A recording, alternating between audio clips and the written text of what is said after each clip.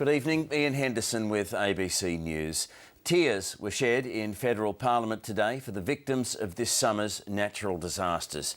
On the first sitting day of the year, the Prime Minister's emotional tribute brought the chamber to a standstill. But as Mark Simpkin reports, it was only a brief pause in the rolling argument over the clean-up bill. The Prime Minister unfurled a muddy flag. A chopper crew pulled it from the floodwaters, and Julia Gillard called it a powerful symbol. Of what it means to face the elements, of what it means to be heard, of what it means to endure, of what it means to be Australian. Parliament's first day was dedicated to the victims of an extraordinary summer of flood, fire and cyclone. We won't let go, Mr Speaker. We won't let go. She was criticised for being wooden during the floods, but today Julia Gillard was emotional, especially while recounting the story of Mark Kempton, a pilot who rescued a mother.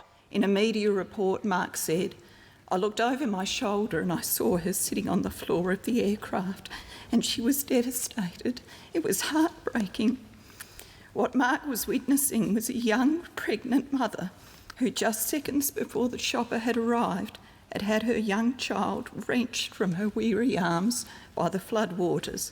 Also uncharacteristically, Tony Abbott praised the Prime Minister. Whatever political disagreements we might have, she has shown a decent heart. Praise too for the victims, the rescuers and the volunteers. Mother Nature has been at her worst, but human nature has largely been at its best.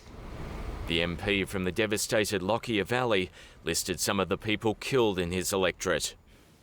From Grantham, 12-year-old Gary Gibson. From Grantham, 5-year-old Jocelyn Gibson. The opposition unveiled $2 billion in budget cuts, alternatives to Labor's one-year flood levy, although many of the coalition measures are postponements, with the savings spread over 4 years. Deferred Murray-Darling water buybacks will net $600 million. Cuts to car subsidies, $500 million. And nearly as much will be chopped from a program used to fight Islamic extremism in Indonesia. We had a very vigorous discussion around the shadow cabinet. You'd expect that. We are not a shadow cabinet of yes men and yes women. In other words, there are internal disagreements about what to cut and whether there's a need to announce any cuts at all. One opposition MP even told colleagues the coalition should have supported the flood levy. Mark Simpkin, ABC News, Canberra.